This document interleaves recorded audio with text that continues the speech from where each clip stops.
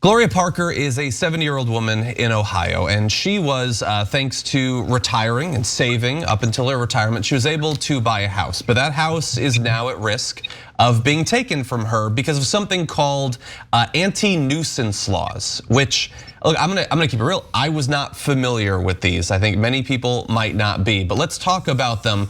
First about Gloria Parker, and then more generally. So she lives in South Euclid, and under South Euclid's broad anti-nuisance policy, the police chief can declare a home a problem and threaten fines if 2 or more incidents happen at or even near one address within a year.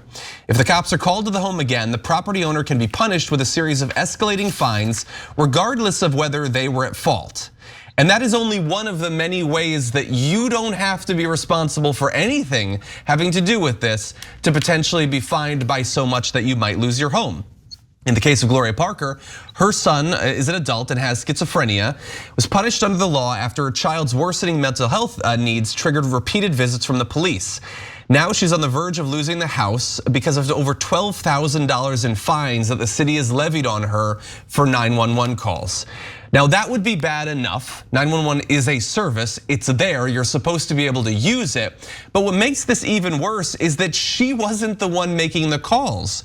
Parker's son, who doesn't even live with her, important to bear that in mind, was usually the one calling the cops, not her. On one occasion, Parker was fined after her son called 911 and, quote, made bizarre and threatening complaints against his mother and family members, alleging the violations of the Americans with Disabilities Act and her constitutional rights. Another time he called the police to say he was suicidal. That cost her too. So phone calls to 911 by a person that has documented issues that might well need help from the city, certainly from someone. You do enough of those and your house can be labeled a nuisance. Even if other people are calling about your house or something near your house and it causes the cops to come out, that can start to rack up charges. And I want you to think about the people you know and think about who can afford just $12,000 in fines in 1 year for absolutely nothing. For some people, that might be enough to make you lose your house.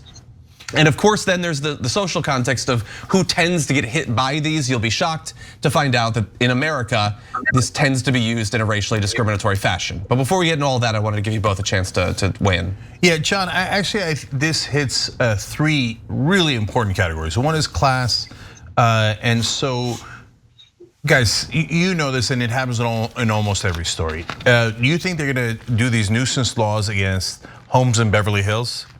Is 0% chance they're gonna do that. Now, this is in Ohio, but it's also all across the country. There's also laws like this in Wisconsin, et cetera. I use Beverly Hills as the obvious example because if somebody calls in a couple of times because they're worried about crime in Beverly Hills, they're not gonna get hit with a nuisance law. No. The cops would be scared to death because those folks are rich and powerful and they'll call in and say, how dare you? And then people will be in trouble. So these laws are almost exclusively used against the poor and the middle class.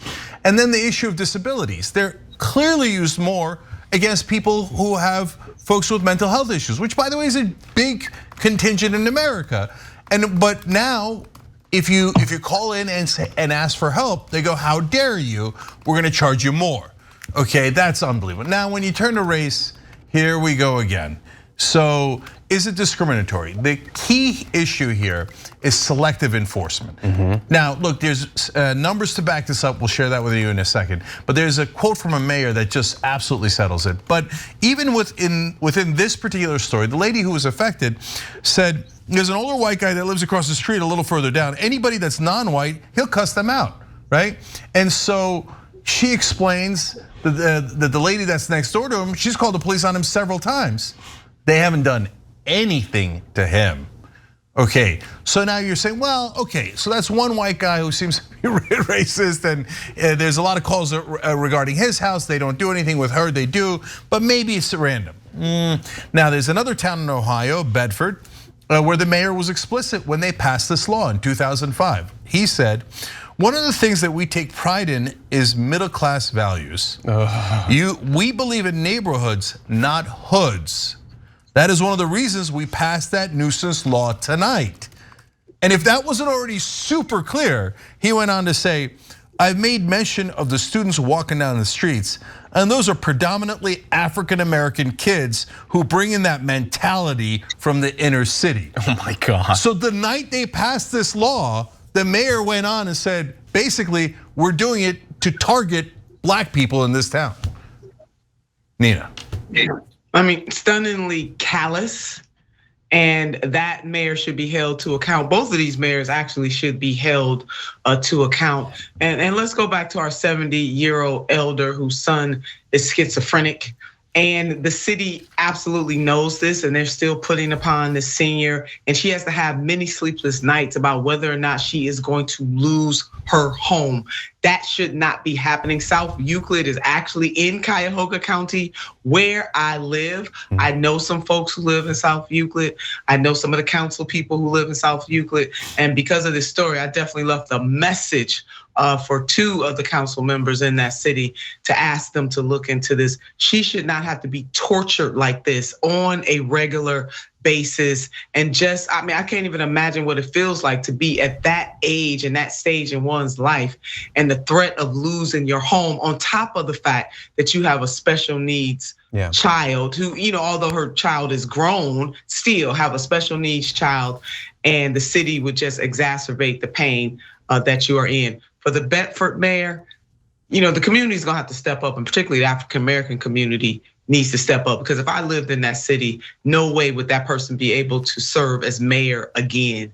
The bigotry is on full display, and the continuous criminalization of being black. We think about Trayvon Martin and what happened to him, walking down the street with his Skittles and his juice, and this neighborhood watch person challenged him, and he ended up being killed. Why? Because he was walking down the street while he was black. These types of laws are dangerous, and they could cause black people to lose their lives. Yeah, in fact, that's in Faribault, Minnesota. It's just, guys, the quiet injustices that people have to suffer throughout this country is maddening. So these folks normally have no recourse at all, and the media almost never covers it, right? And so in Faribault, Minnesota, this woman, a black woman, had her neighbors call dozens of times about her gratuitously, like for things like barbecuing at her own home. Well, look, they get called people, the cops on a black family barbecuing at a park. Okay, but you can't do it at a park, and then you do it in your own home. They still call the cops, okay? And then the cops said, okay, now you're gonna get charged for nuisance calls. It's ridiculous. But I didn't make the calls. My racist neighbor made the calls against me. That's right. Well, the whole point of the law is racism. So what did you think we passed it for? And so the mayor admitted it was for racism. And so, look, I give credit to the ACLU. They drive me crazy by having terrible opinion on Citizens United, and they're in favor of money in politics. It's selfish, it's abhorrent, but they do amazing work otherwise. And nobody's there for them except the ACLU. And so the ACLU stepped in and on many occasions proved how deeply racist this was. By the way, to the points that John and Nina both made, now when you go back to the disabilities issue, and I did not know this stat, but it does not surprise me because America is this brutal. Untreated mental health issues are 16 times more likely, people with untreated mental health issues are 16 times more likely to die at the hands of police when compared to other civilians. I mean, think about how crazy that is. So in other countries, the cops don't just come in and go, I'm not gonna figure out if this person is deaf or not, or if they have schizophrenia or any other mental health issues. I'm just gonna kick their ass, I'm just gonna break their legs, I'm just gonna kill them, etc. Other countries don't do that. We do, that's why 16 times more. That is a giant, unbelievable number. Now, this story, on top of how the police brutalize people with mental health issues in this country, they now say, hey, if you got somebody with mental health issues and they're calling, you gotta kick them out of your house. Otherwise, we're gonna say, hey, that's part of your house. We're gonna charge you and fine you because of these nuisance laws. So this lady, the original lady we were telling you about, the 70-year-old, they would then bring her son back to her because she had the son move out because she was gonna lose the house. So already that's awful. Then when they arrest the son because he has schizophrenia on something else, they bring him back to her house and then fine her. Oh my God, what is she? And then at one point, she's like, I can't call the cops because if I do, I'm gonna lose the house. But my son's inside and I'm worried, so she'll go sleep in their car in a parking lot. Oh my God. And by the way, the last thing in this monstrously unjust laws is, as the 70-year-old pointed out, wait, don't we pay the cops for this exact thing? Whether when we have an issue, we call them and they come and show up. Look at how arrogant, in general, policing is in America, where they say, oh, now you're gonna make us do our job? Okay, well, you're lucky we don't kill your son when we come over because we're 16 times more likely to kill him. But hey, we didn't. But you know what? Now that you made us do our job, that's it, we're gonna fine you $12,000. Insanity. And again, when we look at public safety, Jink and John, looking at it from a very holistic way, especially in a community as small as South Euclid, there is a way. You know what is going on in that house. You know that this lady has a son that is schizophrenic. That is the time to bring in the social services to be helpful and not to torture this woman and her son because he has schizophrenia. It's wrong. And they can do something different. This does not, they don't have to do it this way. And the residents of South Euclid should not tolerate this. Yeah, you have to get rid of every one of those nuisance laws because they're not normal laws meant to protect all of us.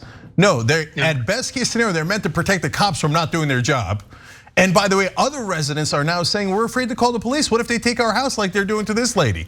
Now, I don't want to get fined $12,000. So even if I'm in danger, I'm not going to call the cops. This is outrageous. It's totally outrageous. And even mayors like the one I quoted you pretty much admit we passed them just to be racist towards black people. No, it's totally unacceptable. They should be taken off the books everywhere. These are the injustices that steamroll the average American in this country, but while the powerful do nothing about it. Thanks for watching the Young Turks, really appreciate it. Another way to show support is through YouTube memberships. You'll get to interact with us more. There's live chat emojis, badges. You've got emojis of me, Anna, John, JR. So those are super fun. But you also get playback of our exclusive member-only shows and specials right after they air. So all of that, all you gotta do is click that join button right underneath the video. Thank you.